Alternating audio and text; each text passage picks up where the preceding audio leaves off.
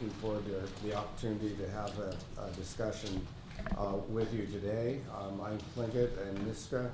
My mom is from the Chilkat area, and my dad is from northern BC. And by way of my I have an additional background, academic background, because I was actually a Ford Foundation fellow and was in a PhD program at Yale for a number of years, and I passed all my exam. I did everything except write a dissertation. I decided after thinking about it that maybe I'll go to law school. So I went to law school thinking that maybe I would be able to be productive in that area. I spent some time in education myself. As an undergraduate at Stanford, we started the American Indian program there, which is now about 40 years old, and the effort there was to initiate recruitment into the university, and I was one of the first who not only went there but as a recruiter to get more students to go there. And way back in those kind of ancient times, it was a big deal to get 25 students into Stanford as undergraduate. Now there's somewhere on the order of like 400 students in the undergraduate program.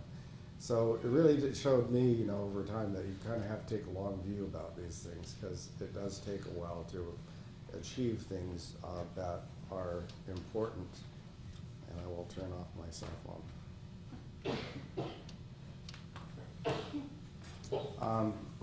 I was thinking about, how to approach a discussion about ANCSA and Alaska Native issues that is both broadly applicable and somewhat centric to southeastern Alaska. And I thought one of the places to start that discussion is with the Teton case in 1955.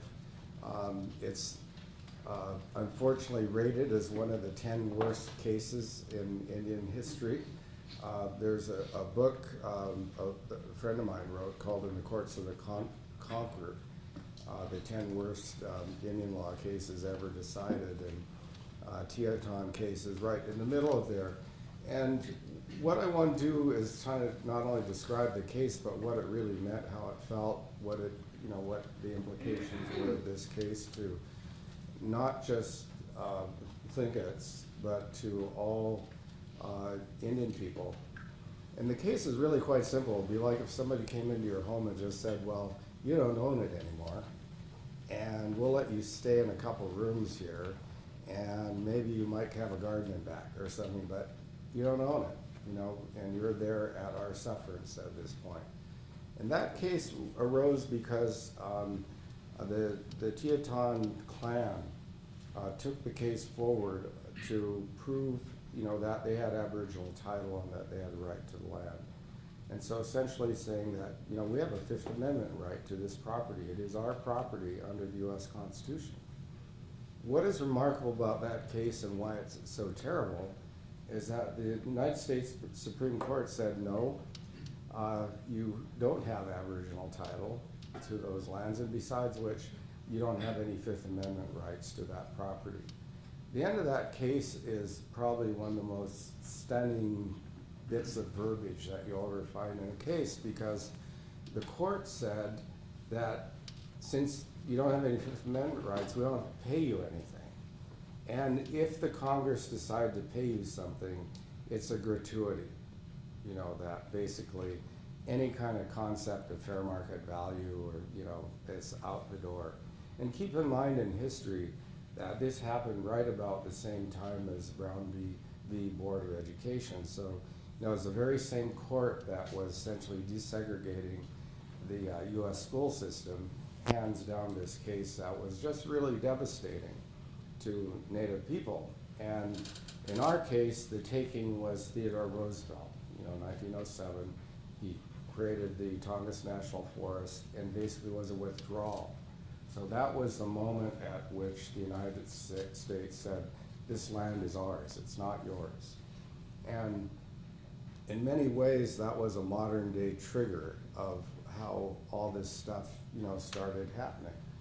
And the consequence was for the Tlingit and Haida people, and Tsimshian people in southeastern, is that they were trying to figure out, well, what do we do now? Well, the only known course at that time was to file a claim in the United States Court of Claims. And the Court of Claims is basically a venue that was created for tribes to be able to, prove up that, that they had land that was theirs, and it was taken, and the United States should pay for it. And so from 1929 through 1969, Tlingit and Haida people litigated in the Court of Claims. And finally, the court, how the courts would come down, they'd say, well, we'll pay you so much. They never, according to that case, acknowledged anything except they paid a little money. Well, the little money in that case for, really it was about 24 million acres, amounted to be about 3 cents on the acre. When you look at, just doing the simple math of what that meant. And in the case of Tlingits and Haidas, basically all of its claims were legally resolved, but for the tidelands, which, they're extremely valuable, fisheries and tidelands is valuable, and that was really the means by which Tlingit and Haida people were able to participate in the Alaska Native Claims Settlement Act. I think the importance too of the litigation was it really showed that, that these were claims that would be entertained by the United States. They kept the idea of a claim alive, and it was very protracted.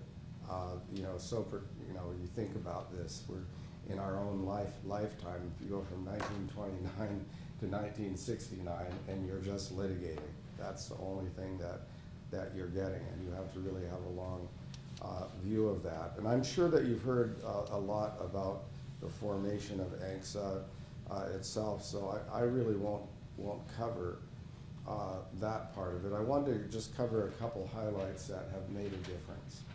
One of the other cases, and I do want to make this a legal thing, but a case that really has made a difference to us in our modern day is Cake v. Egan.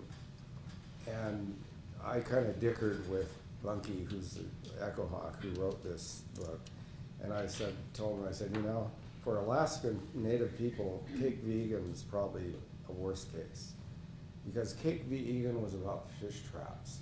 That the village of Cake had a fish trap, and they owned it, and they ran it, and so forth. Well, Alaska became a state, notwithstanding the fact that it said it would honor and respect and not interfere with Aboriginal hunting and fishing rights. They said, hey, it's ours. That's what the Constitution says, and we're going to fight with you on that. They took that case up to the United States Supreme Court, and basically they won. And that case set the foundation for all further discussions about hunting and fishing rights. Because in a sense, that case showed that it was, from the standpoint of politics and policy, that this was actually, a state resource as opposed to Alaska Native resource that was supposed to be respected, and it says so in the Constitution, but that's not the way the court wrote it. I've always thought that case was more important because if it gone the other way, I don't think that our leadership would have ever given up that right, because it was a fixed right that if, just like the Bolt decision in Washington State, if that had been entrenched, in my judgment anyway, you can never know these things, but the shoe was very much on the other foot during the negotiations for the Claims Settlement Act.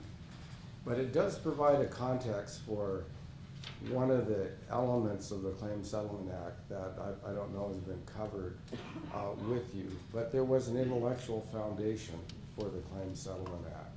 And it's embodied in the Federal Field Committee study called Alaska Natives and the Land, which you can still get on Amazon.com as essentially a collector's book, but it's worthwhile reading. It's as alive today as it ever was when it was written.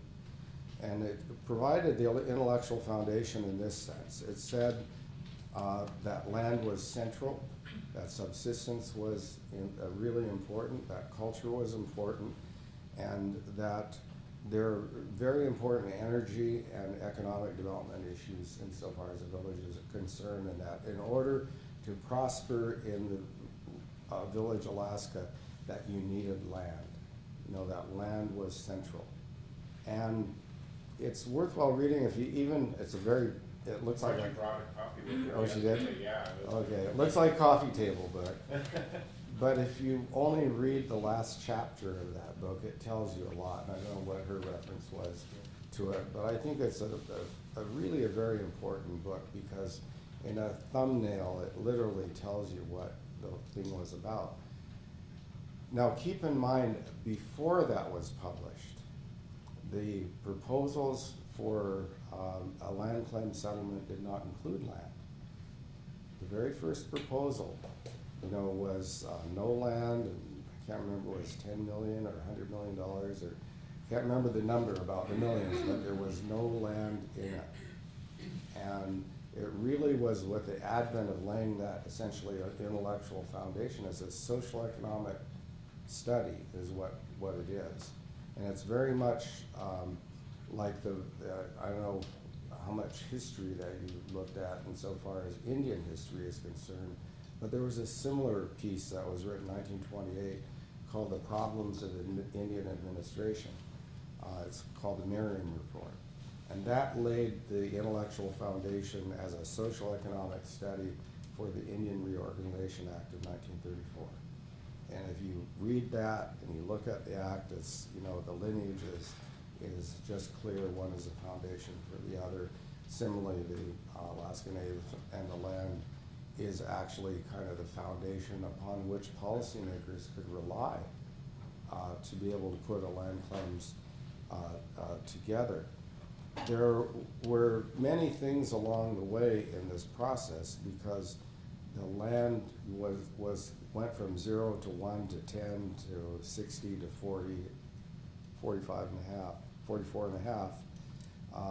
And there was a trail of a process there that was followed, but would just not have been possible, I think, without having laid that foundation. Because remember, up to 1968, or no, 1970, the United States was not in the business of giving any land back. That court of claim process, when it started, and it was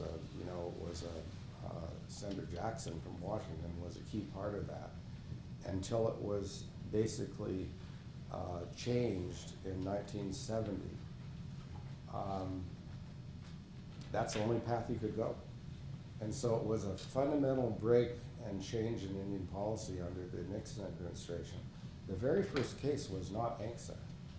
The first case was a Blue Lake Taos case, in which the United States, by legislation, gave back Blue Lake, or recognized their ownership to the Taos Blue Lake people of taking that lake and giving it back.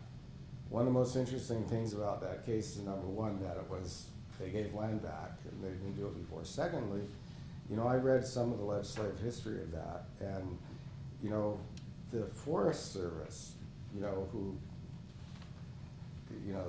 it's like the people in the Forest Service, it's just their grandchildren, they all talk the same. They talk about this land like it's their land personally, and by golly, there's no way they're going to let Indians have that land back. And Alaska has had legislation to finish our final entitlement, and they're the same people, for gosh sakes. I mean, it's just a kind of an interesting thing. But one of the things about it, though, I think is most significant, though, besides on Alaska Native land, is the recognition of issues that are just the same. The energy issue, the subsistence issue, the way of life from a cultural standpoint, energy, they're all there. This is 1968, for gosh sakes. And it's still just as alive today from an intellectual, analytical standpoint as it was then. One thing's about ANCSA, that I think is interesting is the organic nature of it. You know, it's not an Indian treaty, but I think it's a modern day Indian treaty. Just from a kind of a factoid standpoint, it was exactly 100 years after the United States stopped making Indian treaties.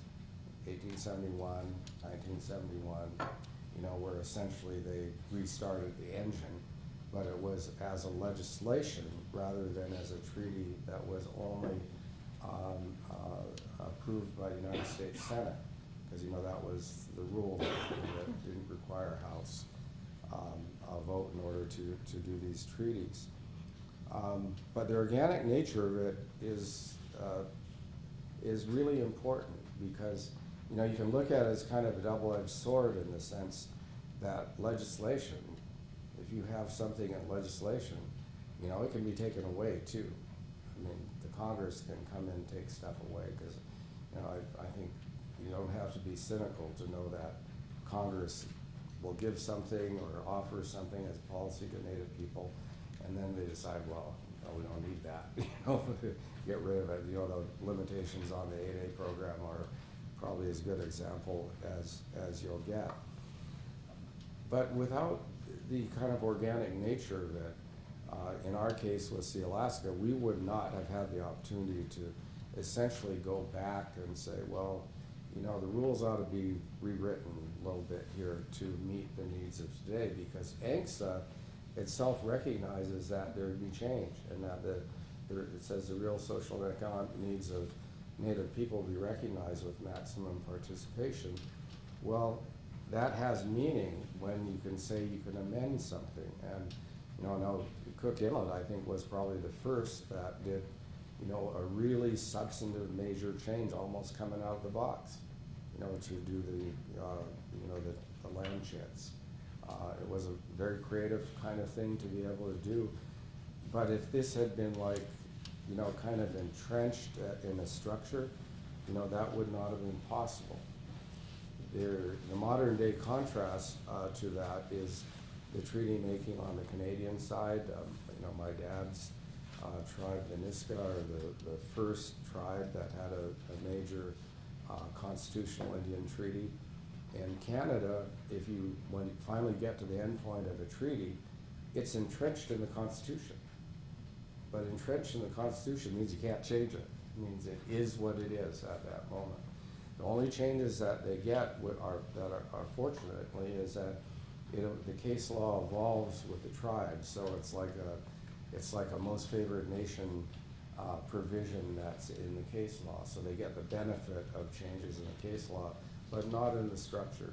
The structure of ANCSA is fundamentally different, and of course, as you know, Alaska Native people and leadership have taken the ball and run with it. There are literally, you know, hundreds of different kinds of technical amendments. The organic nature of it brought us the net operating loss provision as what a feature or initiative I was able to participate in. What is that, Chris? What's The the net operating loss? net operating loss was a concept, you know, out of a collaboration.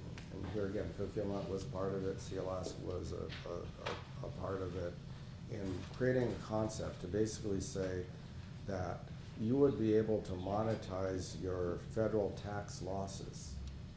And it arose out of a very arcane provision of the income tax law called safe harbor leasing.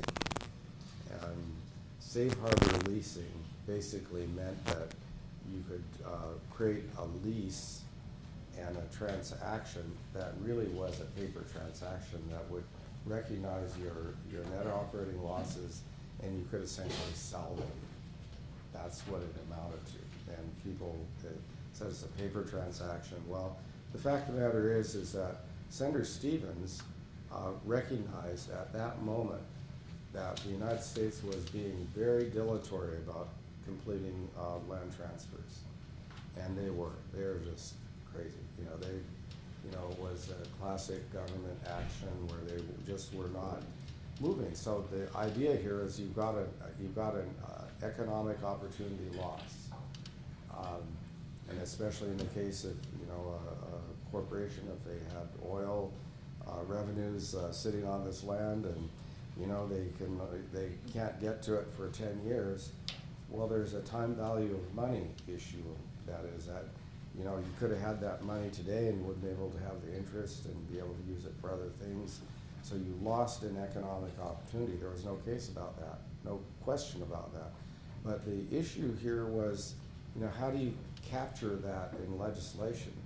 And that was a non-appropriation vehicle to be able to recognize that. And so in 1986, there was, 1986 was the last major federal income tax reform. Just think about that.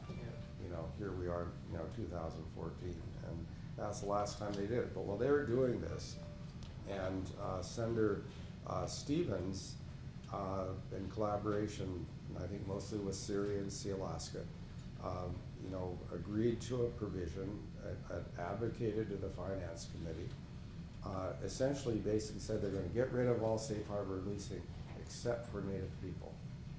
And so only the Alaska Native corporations had the opportunity to continue moving forward with doing these transactions.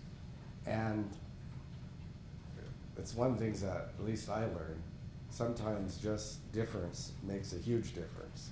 So the very fact that other people didn't have it and we had it, created a flood of interest in the major Fortune 500 companies.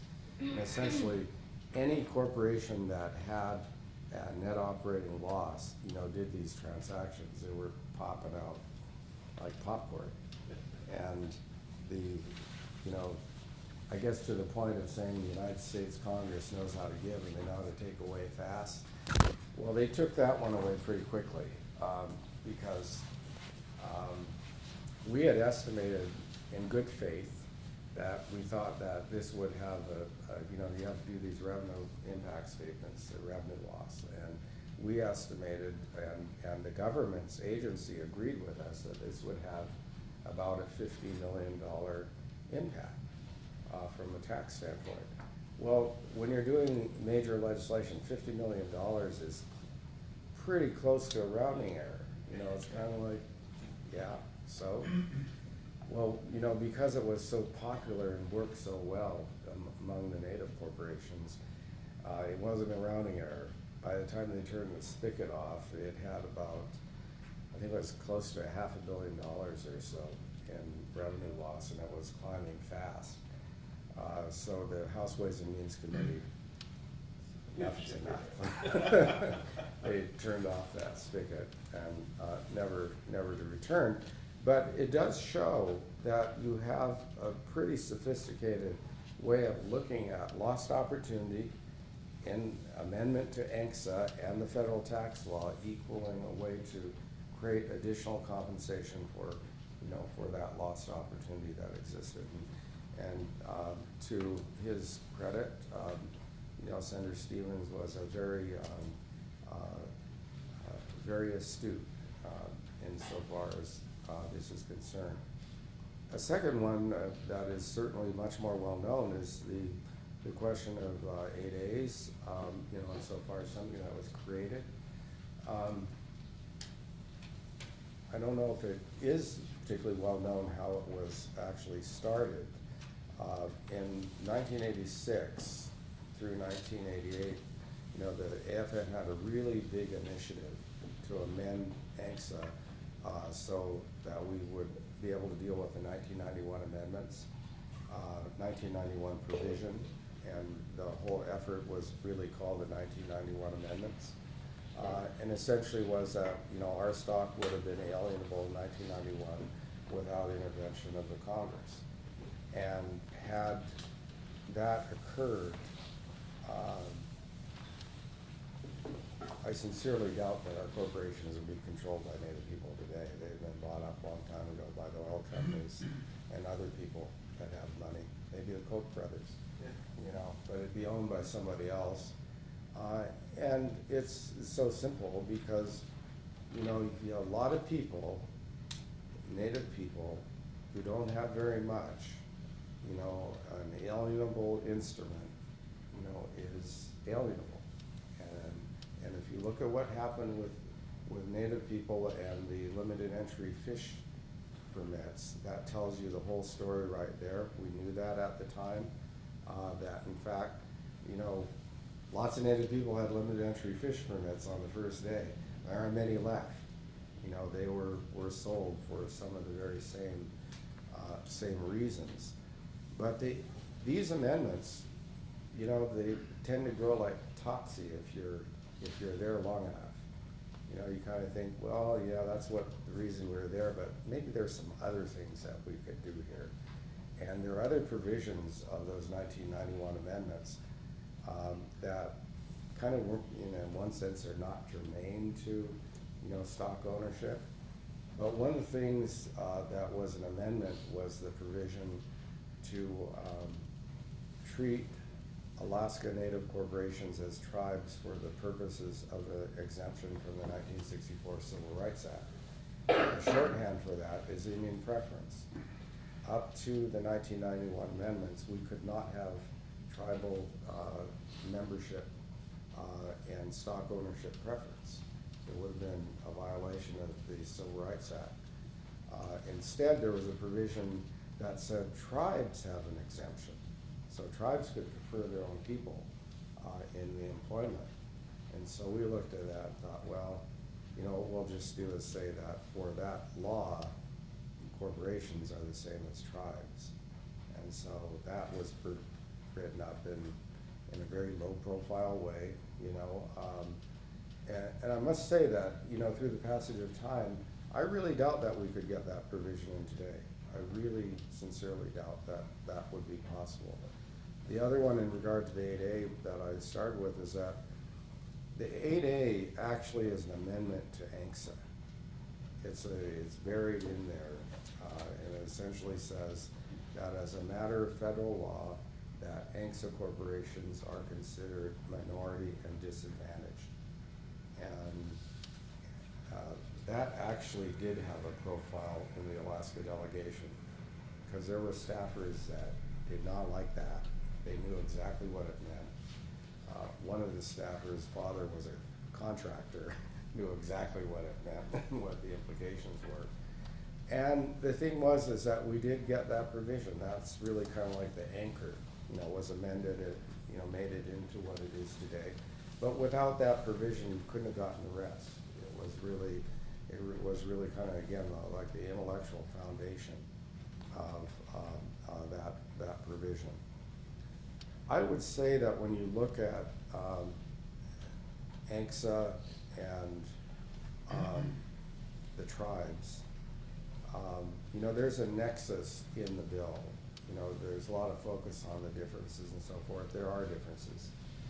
But one of the places where there is a nexus is that in ANCSA itself, it created a concept that, you know, that ANCSA corporations are Indian tribes. It's actually in the first provision because they thought about it. And they thought about it by way of programs because at the time, one of the biggest things going on in Alaska from the Johnson War and poverty was the EDA. I mean, it's hard to think of it today, but the EDA was a big thing. I mean, it was a source of money, it was a source of economic development. What's EDA stand? The Economic Development Administration. And it's they're now called ANA grants, I think. The thing about it is that in ANCSA's deliberations in the legislative history,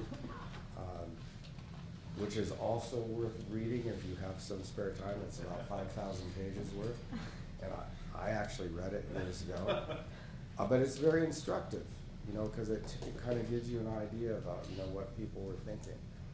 And one of the things in the first drafts of ANCSA was that it was actually the policymakers, it was a very terminationist view. And, you know, I know tribal people criticize it as it sits as terminationist legislation. But the very first drafts definitely were very terminationist. I mean, it's just on the face of it. Because what it said on the first shot was that, well, we'll give you some money and you guys go away. You're not entitled to any of these federal programs anymore. Just go away. We'll pay you some money, get out of here. That was really the whole tone and the language of the very first drafts of the legislation.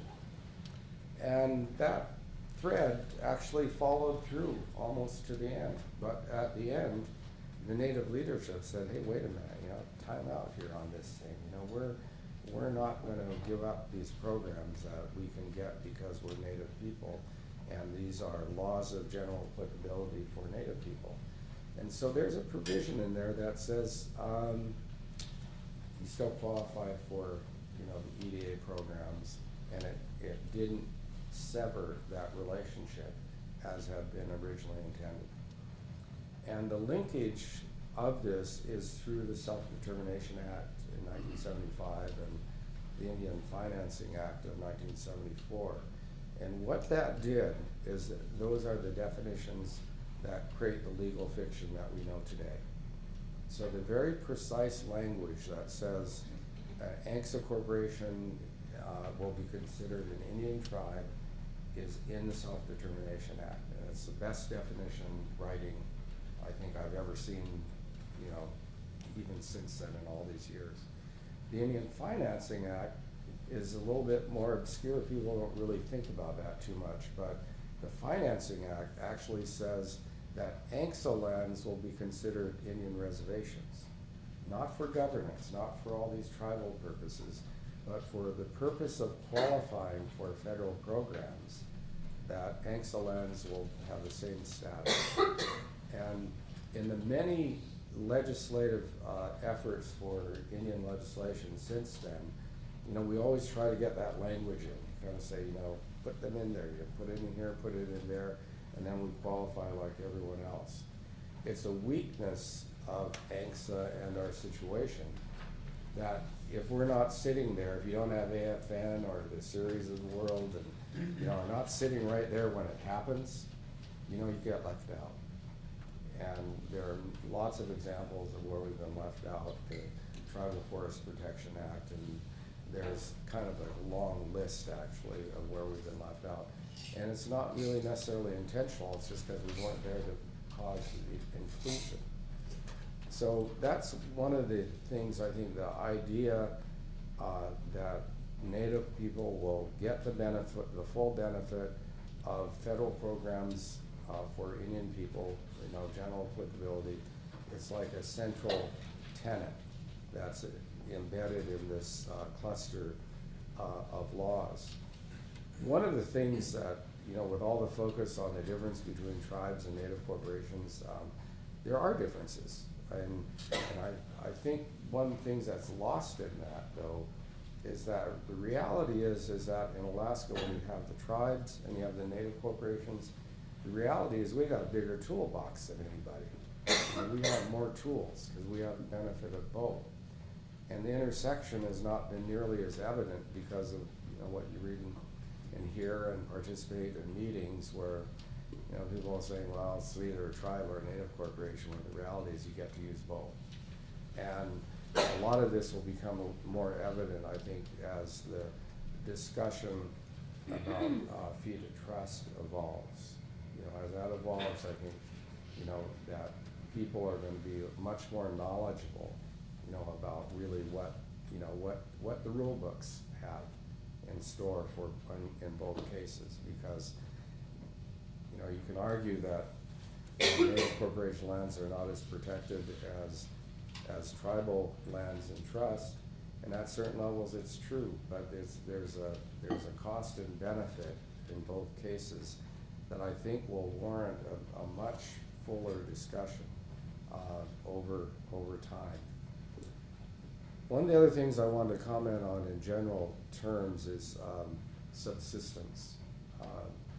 In my judgment, after reading a fair amount of this history and knowing about it, I'm just old enough to have been a kid before statehood, and I saw the fish traps. They're, we've commercial fished as a kid in southeastern Alaska, and the fish traps, I can assure you about why there was such a great motivation to get rid of the fish traps. The fish traps, weren't inherently bad. Actually, you can use fish traps for conservation if you really ran it that way. But these fish traps were kind of more like rape and pillaging the resource. And, if you're a seiner going by a fish trap, you could spend the whole season getting as much was in that one trap, in one couple day period, so they were very efficient. But I think we've gone full circle on subsistence and the management of the resources, because statehood was motivated by the desire to control natural resources, especially fisheries, because the fisheries were controlled by U.S. Fish and Wildlife Service. U.S. Fish and Wildlife Service arguably was controlled by the Seattle canneries, and basically the resource was, almost directly controlled by these commercial interests. So the idea was you get statehood and then you're gonna own it and control it, no more fish traps, and that would be the thing. But the problem with the story is that we've actually gone full circle, because I don't think in 1959 anyone would have dreamed that, as opposed to controlling the resource, these companies would actually own the resource. Look at the Pollock and the way it's all divvied up among the companies and so forth. It's kind of like, oh, okay, you're concerned about the U.S. Fish and Wildlife Service, only to find that now somebody else, actually owns it. And it strikes me that this is one of the big challenges of subsistence, because the reality from a political standpoint is that even though it's the state versus, Native people and litigation, the state is really in many ways just a representative of the economic interests of the commercial fisheries and the sport fisheries industries, and they're in the background there. They're part of the story, and so I think these are the more kind of complicated challenges, that you as the leadership will continue to be faced with, because these are not easy questions to resolve, because in many ways they're resolved in Congress, the very same place that we had to deal with it before, and we have a much more powerful concentration of economic wealth in the fisheries industry than existed at that time. We have much more powerful conservation groups that have a place at the table and will continue to do so. And we have a political system that's very different than it was then. My final comment about where we are is really about this election, because I've known Byron a lot, for like 30 years or something, and I've worked for him and know him really well. I'm very pleased that he's running for lieutenant governor. I hope that he would stay as the candidate for governor, but that was not to be. That was a judgment that he had to make to merge these campaigns. I think it was a very tough decision from a kind of an essentially emotional standpoint to essentially take the lieutenant governor spot rather than the gubernatorial spot. I think it was the right decision, because the political math, I thought, was pretty clear, and certainly he did too, that the reality is that if you have three parties running, that in this state it almost assured that Governor Parnell would win. The reason I'm really talking about this is because we have Alaska Native running for state office in a statewide campaign, and that we haven't had this occur on this level since Willie and Emil ran for Congress. And, you know, they actually, when you look at the sign of the Times, they did really quite well. But the thing is that they didn't win, and this is actually quite a rare opportunity, and I think it really does show, you know, the change in dynamics of the state, you know, that you would even have a candidate that would be considered given the dominance of the oil industry in the state, and that it's evident to me that in this election that the villages and the hubs are going to make all the difference in the world.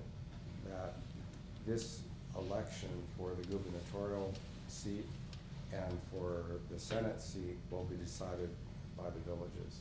I've seen a lot of polls and compared them and you know, looked at past history, and in my judgment, that's really where it'll be. And if Native people, you know, get really mobilized, get folks to get out to vote, to especially voting their own interests, supporting subsistence and, you know, better opportunities for economy and things like violence against women, efforts that really are supporting those efforts. It seems to me that the result actually could be different here, but it truly, I think when election day is over, you'll see that either the Native people won this or didn't vote and then didn't. So that's where I think it is. And then I just wanted to hit you know, relatively few issues here, and I thought, you know, it might be worthwhile for you if you have any questions. I'm certainly happy to discuss them. I'll start off. I always hate to ask a fellow lawyer for a war story, but do you have any visibility? We've talked about 7I here and heard kind of some stories about the intensity of the fighting amongst the regions and the ultimate settlement. But do you have any visibility on the 7I settlement? Yeah, and I was general counsel at Sea Alaska during that period. Byron Malott was the president and CEO of Sea Alaska, and I'm not sure how much you know about it, but the simplicity of the whole thing belies its complexity, because it's really only a sentence in ANCSA. And because it was only a sentence, it really meant that essentially almost nothing was defined. And it really meant that in order to define each and every element of the sharing of the resource, that either you'd have to have an agreement or you'd have to litigate each one. At that time, litigation was growing kind of exponentially. And without the settlement agreement, I am very confident that we'd still be litigating. You know, the Native corporations would be litigating against each other about every little definition. The result of that document was a 128-page legal document that binds all of the corporations into a very specific method of sharing revenue. And this is the thing, and I think Byron, for his part, was one of the people, you know, who called up all the corporations one at a time and basically laid the proposition out. They said, you know, and that was that. You know, if they didn't figure this out, you know, the only people who get rich out of 7I would be all their lawyers, you know, because it would by this time be like, what, 2-3 generations of lawyers that would have made literally millions. And it's not hyperbole to say millions, because the courts, you know, the law firms that were involved with it, you know, everybody's righteous and everybody throws everything that they can at it, and the bills were just skyrocketing. And the problem is that they were skyrocketing, but figuring out how to share a dollar, you know, was hugely problematic. It's a really, actually a wonderful example, you know, of where Native leadership could step back from something that was, you know, a real fight. And the longer the fight lasted, the more righteous everybody was feeling about their position.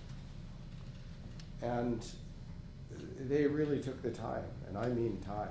This, they took the lawyers and took them away from litigation and basically said, you know, we're gonna solve it this other way. And, you know, the lawyers who were inventive, and, you know, figured out how to do this, you know, had a bigger place at the table to be able to put provisions in that made sense.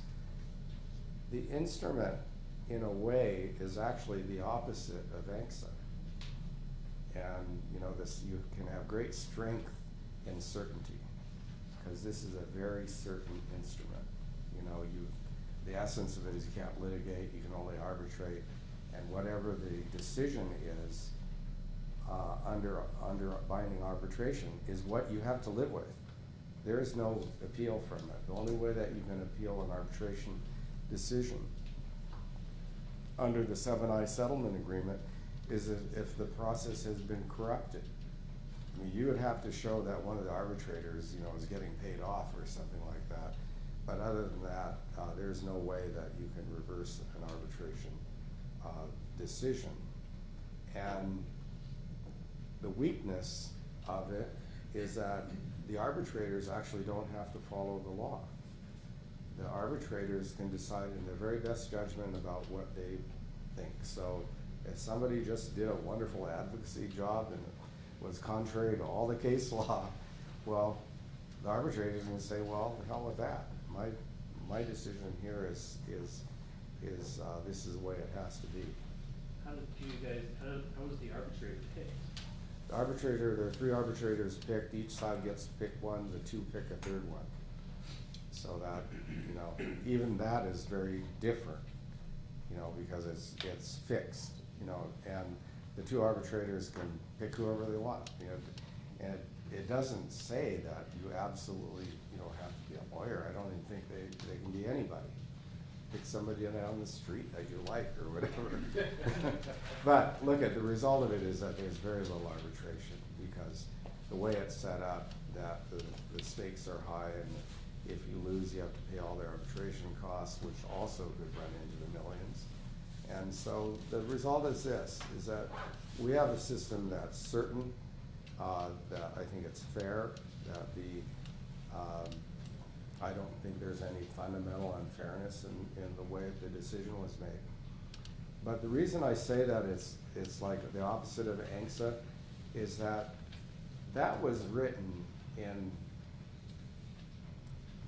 to optimize certainty and reliability. It wasn't really written to optimize the best or most valuable use of the resource.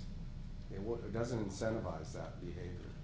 It doesn't actually incentivize a corporation to think, gosh, I got another, you know, I've invented a new widget here about how to use resources, and it doesn't fit that agreement. Well, if it doesn't fit the agreement, that corporation is at great risk to do something different than what the agreement says.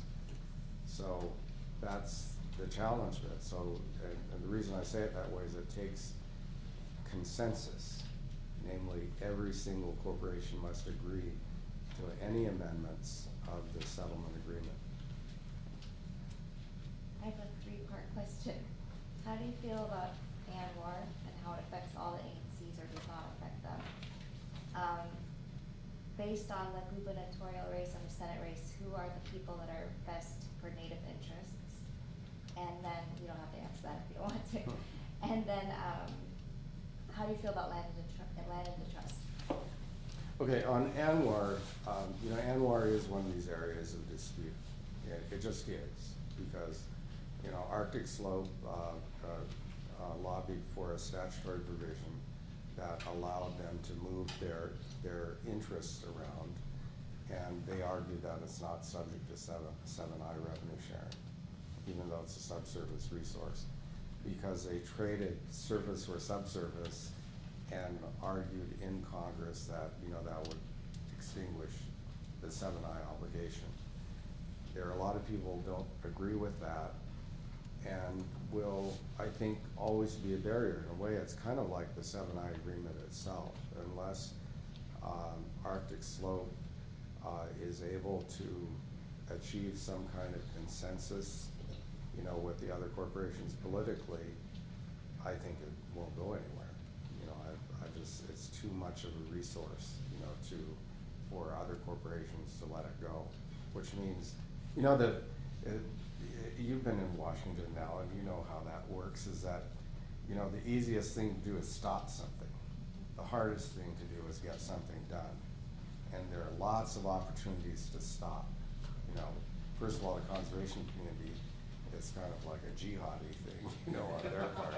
No ANWR, never, never, never. And, but, you know, things change, and it could happen. And if it did, and that moment came, it would be very important, I think, for the corporations to try to work with each other to deal with that. On the second question, you know, it's just a personal point of view on myself. You know, I obviously think Byron, as Lieutenant Governor, would make a huge difference in partnership with Walker, because I think from a Native corporations or Native people standpoint, I think the record's pretty clear. You know, Governor Parnell on the record, you know, is going to fight Native subsistence until he's done. You know, he takes it to Supreme Court, he loses. He takes voting rights to you know, goes to federal court, he loses. But it doesn't, for us as Native people, that's not a very good path, because it costs a lot of money to go to federal court and the state court, and there's nothing certain about it, because it could just as well come out the other way. So that's my kind of partisan take on it, and you know, other people have different points of view about that. And in the Senate race, again, at least from my standpoint, I think Baggett should do a better job, but you know, people have different views, you know, on that.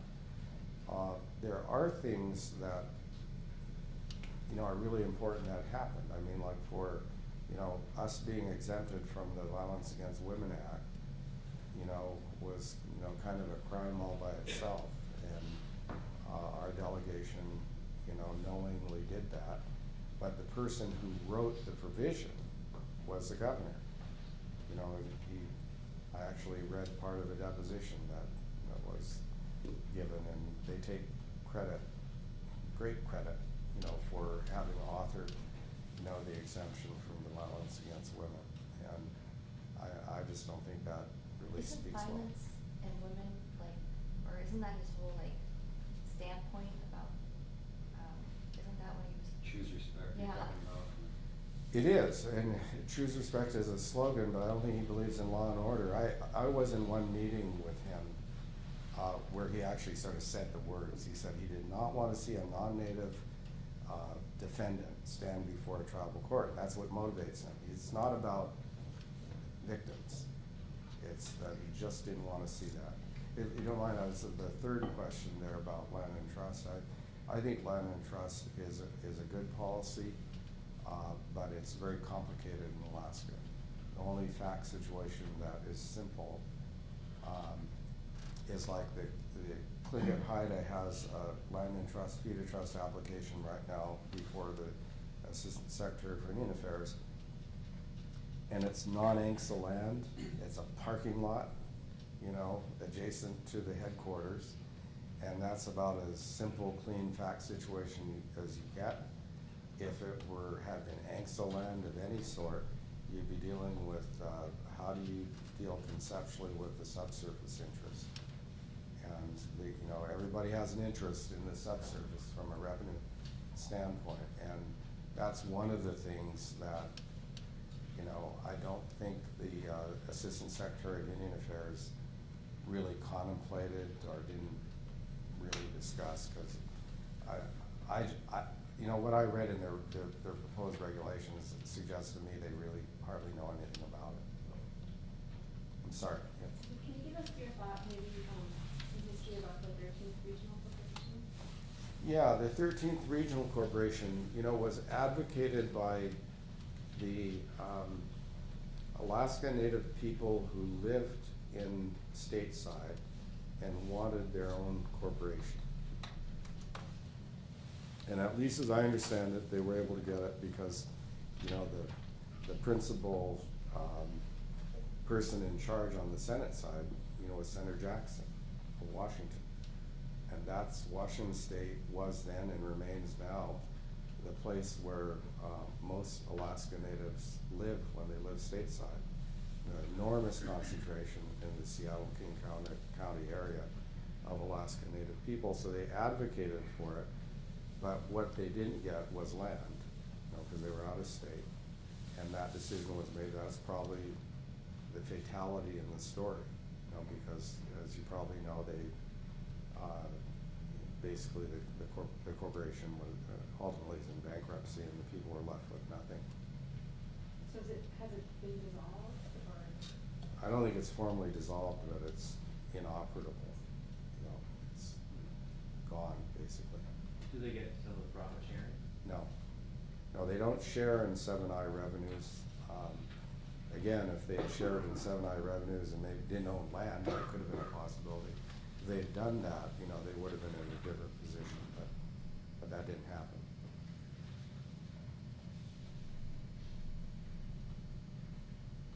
Other questions for Chris, especially in light of the other speakers that you might have heard? Where do you see the regional, village, tribal, nonprofit going forward? Well, to me, at least from my vantage point, I think there's just so much opportunity there. One of the, you know, the regional corporations have published their, you know, their annual report on their revenues, and of course, gross revenues and net revenues have been increasing into the billions of dollars. But what's really kind of lost in that report, because it's a regional report, is the incredible number of amount of revenues and number of people who are employed, you know, by tribes and nonprofits, especially in the healthcare field. I mean, in healthcare, I think the reality is that in Alaska Native healthcare is really pretty dominant in the sector, and people don't say it out loud, but I think it actually is. And it strikes me that there's plenty more opportunity for collaboration among those entities. In many ways, I think the lack of collaboration isn't always so much about boundaries, is that, you know, everybody has their job to do that day. And thinking about how we kind of get together and try to solve mutual problems, it's, you know, it's down here somewhere. You know, it's not the top thing that you have to do in a day in these organizations. And I think given the fact that virtually all of them are, you know, you've got great successes and really larger, complex organizations. I think it has an organizational dynamic is actually part of the story about, you know, the fact that there isn't as much collaboration as you might like to see. Yeah, I agree with that. You know, I do government contracting, so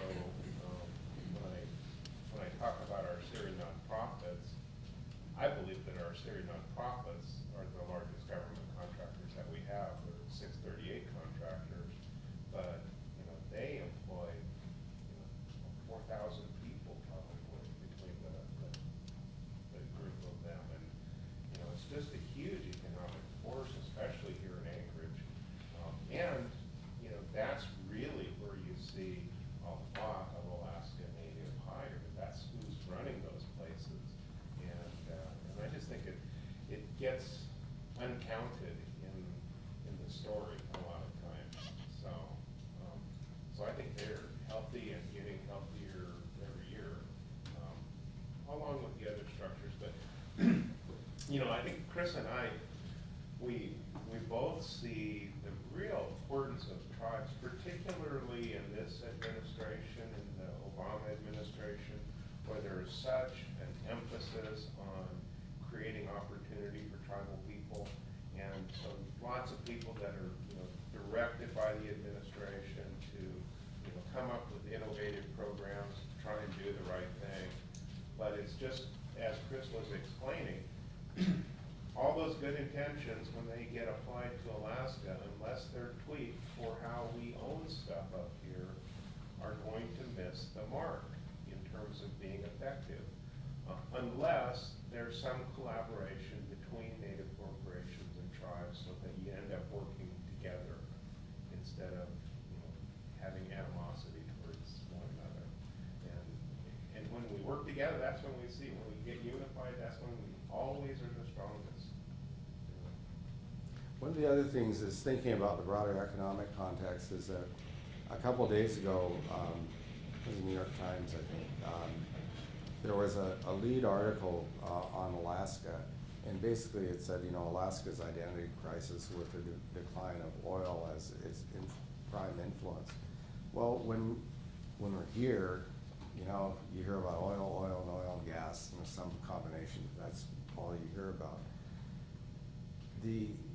But when you see somebody actually write it up in a different sort of way, saying that, well, of course, oil is declining, and so far as production is concerned, Alaska used to be the second highest production outside of Texas. Now it's third because North Dakota is now second and growing.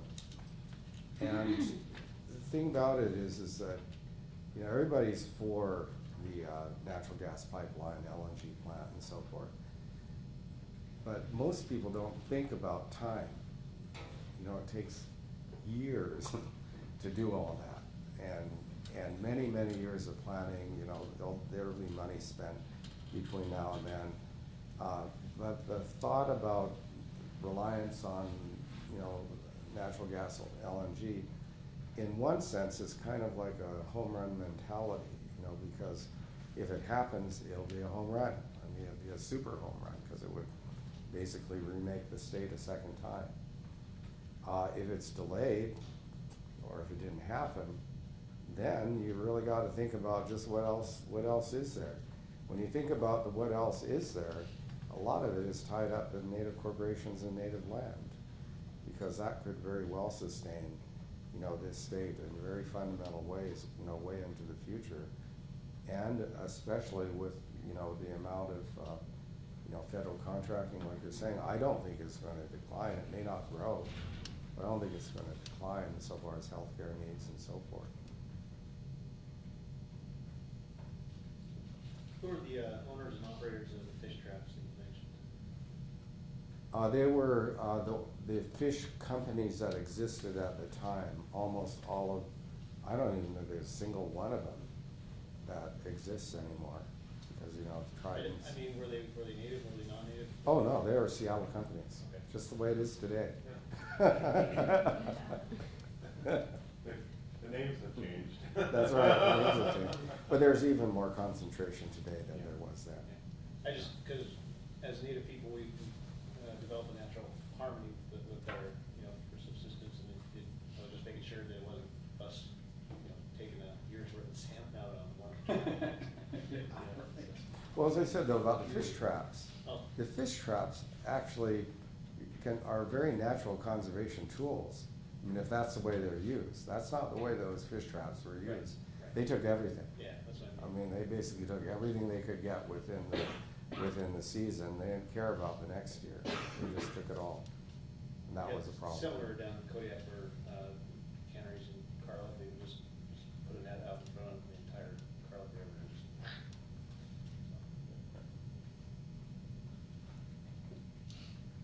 Okay, other questions? One more. You talked about Canada entrenched in Constitution. Is that regarding subsistence and letting the fish? No, only the treaty, the treaty agreement between First Nation that goes through the whole process, because they have a similar thing there, that there has to be participation by the provincial government and the federal government. If they go through that whole process, get agreement, then that resulting treaty is essentially entrenched in the Constitution. It's a constitutional right at that point. The whole area of, compare and contrast between what's going on in British Columbia and Alaska is really pretty fascinating, because they're one of the things that probably will have more of a prominence is there's a case law that developed in Canada where even for tribes that don't have their First Nations lands rights recognized, I mean, it's not been finished, they have essentially like a quasi veto over mineral or resource development on either on or adjacent to their lands. And so where it has a bearing here is that there's a shorter gas pipeline that, two of them, I think, that are proposed in northern BC that essentially will be a competition, you know, between the Alaska one and that one. But each one of those has about 12 First Nations that they would have to negotiate with in order to traverse the area. So it will actually have a bearing on Alaska, because if like, for example, those lines are shorter, the economics are different, but if somehow they got all that negotiation done, you know, a shorter line, you know, could conceivably get built faster. I have another one really quickly. Go ahead. Chris, thank you. I appreciate you answering my earlier questions. How do you think we can improve, or do you think we are at capacity for having more shareholders and Native people in general in management positions? Do you think, I think Sealaska has done a really good job about encouraging Native management growth, even in the 8A program. I think that was one of your points. How do you think we can do that? Do you think other agencies have been good at doing that? Yeah, I think the corporations have been all over the place on that, but the fact is that I think it's just a discipline so much as everything else that the corporation does. If it's very serious about it and explains to its managers that this is a really high priority to get done, if it's tied to their incentive compensation in some way, you know, people get all enthusiastic about things that were burdensome, you know, just the day before. And so I think there's plenty more to do there.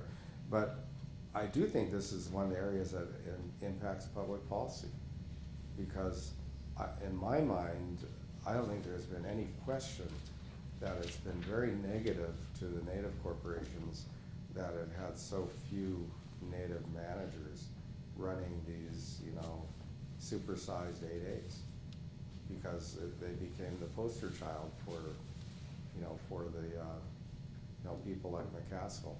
They said, it's obvious the benefit's not going down, they're not employing anybody there. And, you know, that was their story. It's incorrect, but perception drives reality. I was explaining my feeling that, you know, the lack of Alaska Native people participating in public service, whether it's in, you know, public defender, district attorney, running for office, that really is having and that's, some of it's due because there's great jobs in Native corporations for those same people, but when we miss out when we're not engaged in public service. I couldn't agree with you more. I think that is right, and would urge that, you know, for any of you who have an interest in those kind of public service and elective office, I think it's a great thing to do. And I'd never been involved in any kind of statewide campaign before, but when you start looking at it, in a strange sort of way, you kind of develop an appreciation for those people who do that. Because it's a discipline. It is, you know, it's a bad word to say somebody's a professional in this area, but by golly, you gotta know what you're doing if you're running for any of these kind of offices. It's a very special kind of person that wants to do that, you know, and you can see the extreme of it, like with President Clinton. I think he must have been thinking about it when he was born, you know, I mean, but, you know, you can't really criticize that in the sense that if you can have Native people that are really interested and motivated to do that, that's how it happens. It's important. Does Sealaska have open enrollment? Yes, we do. And was that decided early on? It is. Sealaska's enrollment was a compromise because we pulled it for, gosh, 10 years. and it kept coming up like a coin toss. And it was a really hard decision because the board and the management, now they didn't want to go put it out there and lose. Because, I think everyone was concerned that if you put it out there and lost, they're not gonna come back for another 10 years or something like that. And so the See Alaska is open enrollment, but it does represent a compromise. And the compromises are really two things. One is that the quarter or more requirement is in there, that itself. Because as you know, some corporations have lineal descendants. Clinton Haida Central Council is a lineal descendancy tribal enrollment. That's not the case. And it was a compromise because of the impact of the dilution of the numbers. And the second compromise is that only the original shareholders participate in 7I revenue sharing. So that in fact the value of distributions is different between the original enrollees and the people enrolled later. And some of the thought process on that is that as time went by, it just got changed. So the strategy was to get through the gate, get it entrenched, get it to be the rule, and that as time goes by, more and more families will want to change it the other way, and they will. I'm convinced of that. Were there did you have to have like champions of that in terms of either the board or leadership or shareholder groups to get that to actually move? Well, it took a huge effort. I think when we actually started campaigning on it, and it was a campaign, it was like 3 years of, just education, and, trying to avoid, the kind of problems that you would have. I mean, the Native corporations that have done this, the thing that speaks so well of them is you look what's happening with the tribes that have Indian gaming. They're disenrolling people. They're not enrolling people. It's a very greedy kind of thing that's going on with those tribes. So I think it's a really good thing. I think it can get better. Hold on with that, with your semi distributions going to the original shareholders only, is it all of the stock, and is there an end date for that, or is it just all this with the stock? What meaning if they get their stock, so? Oh, it's life estate stock.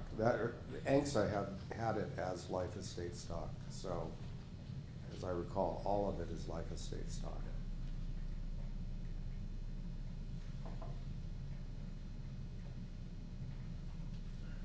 Any advantages to being located where the state capital is? And do you see any advantages or disadvantages for the See Alaska and how successful they've been? I don't think that's any proximity. I mean, people want to go down and lobby the legislature, they just get on the airplane, come back that night. No, I think there's great presence there. I actually think the biggest impact on that is right here in Anchorage. The extent to which legislators that are elected, are more resonant with, Alaska Native issues. I think that's the biggest single thing.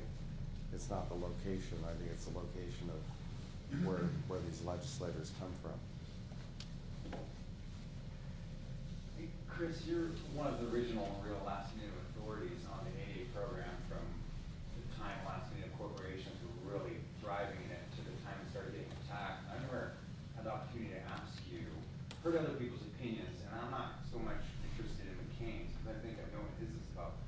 But what do you think, having been there and seen it, what do you think what animates McCaskill with every opportunity to be informed and as informed as she is, that she willfully has to turn a blind eye? What's your real motivation? Because it's not waning, and it didn't wane in 2014. No, it's not. What's driving her, in your opinion? I actually think there are a couple of things. One is that although I've never done it, there certainly are reviewed it, there certainly are large federal contractor constituents in the state. One of the things I remember very distinctly there was a company, I guess I should keep unnamed, who had many, many Native corporation partners. Yeah. And this person's government affairs person, you know, pushed the wrong button once. And basically it says, we gotta get rid of these people. It was, you know, it was a partner and had many contracts. It was like, you know, we're dealing with them, but boy, we wanna get rid of them as fast as we can. So I think you've got that dynamic. The second one, which I actually think is real, is that if you go into her office, and I'm probably one of the few people that actually sat down and talked with her. If you go into her office, you know, who do you see? You know, you see all these pictures of, you know, one of her heroes, President Truman from Missouri. If you look at how he got there, how President Truman became president rather than a senator, is that during World War II, he basically was doing what she's doing. It's like good government, no waste, you know, get rid of corruption and all the federal expenditures. And that's kind of, it's like a state legacy there that is there that I think, you know, you can't help but think that there's some motivation in that.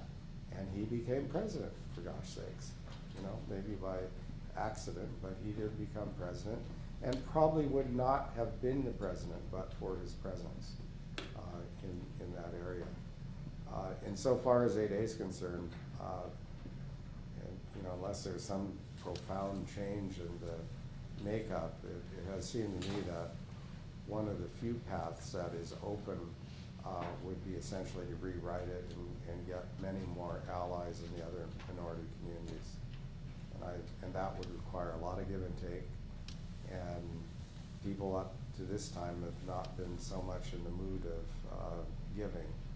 But you would have to give in order to make that work.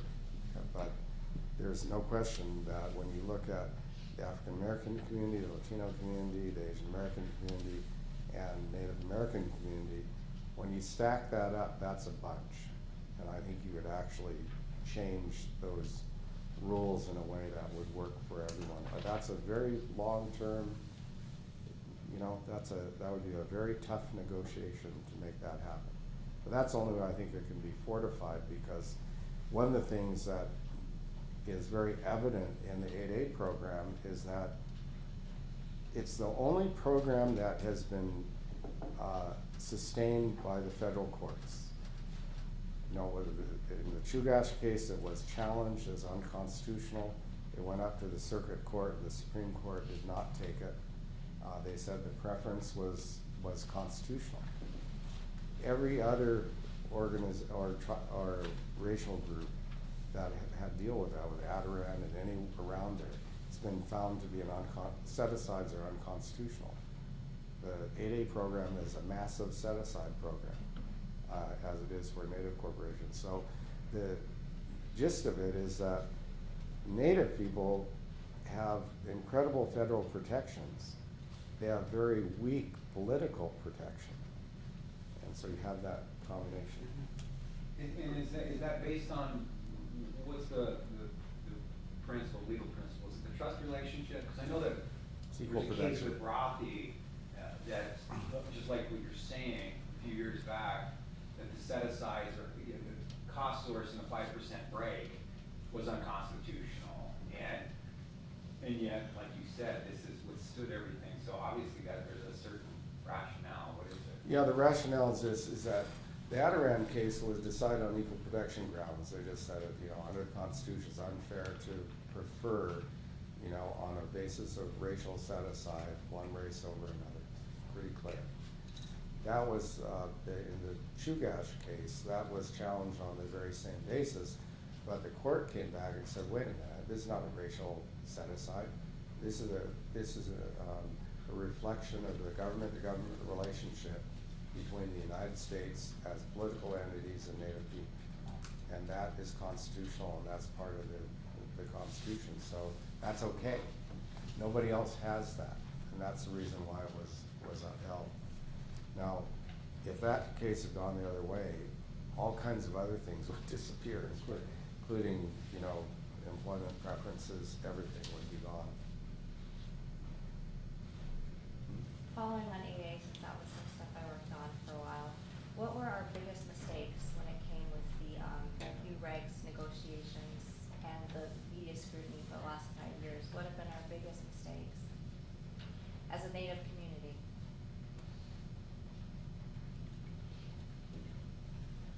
I actually think the biggest mistake was not taking it seriously quickly. You know, that, you know, when you see it, some people see a tidal wave and some people see a little bad weather, you know, and that was really the difference. I think that was one, because, you know, in retrospect is really easy, right? But in retrospect, having seen what was going on, not kind of throwing all the resources at it to make sure that all the questions were answered. Now, I think the political problem today is that, you know, I'm aware of the meeting that occurred with, what's his name, Senator Durbin. You know, so here you got one of the current, he's number 3 in the Senate? Number 2, is he? I can make it, well, anyway, he's number 2. We'll see after the election, right? Well, but if he's number 2, it makes the point. You have the number 2 guy. I mean, I wasn't at the meeting, but I heard about the meeting. I heard that meeting was kind of similar to the one with Senator McCaskill. That, you know, not only was the case, he wasn't convinced, and it was very damaging. So now you have the number 2 guy sitting there, all skeptical, you know, about this, not having made an offer of proof that these programs benefit Native people. And that's essentially what the byline is. So that's one of the reasons why I think that, at least in my opinion, you have to kind of remake the strategy. Because the strategy right now is just to take what we have and basically try to put it back the way it was before, or some version of what we have before. I just don't think that's gonna happen, no matter who runs the Senate.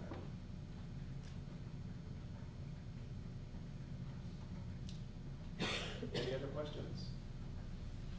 By the way, I love that Truman, I've never heard that Truman response before. The good government being a theme of the state of Missouri, that's really interesting. Well, the other question that you actually didn't ask is that President Obama's a good government person too. And if you think about that, you know, because if you look at his, you know, it's an important part of his work, the way he's organized the White House on these issues and the way he was as a senator, that he's, you know, he's not for pushing Native people out or any of that kind of stuff. But the reality is that bill got past the White House. And that it went past the White House was not, you know, in my judgment, not by accident. So Chris mentioned 2 cases that I'd like you guys to take a look at. There's a little bit of a description of them in this book. The Hipton case is on page 66, and the Cake versus Egan case is on page 73 and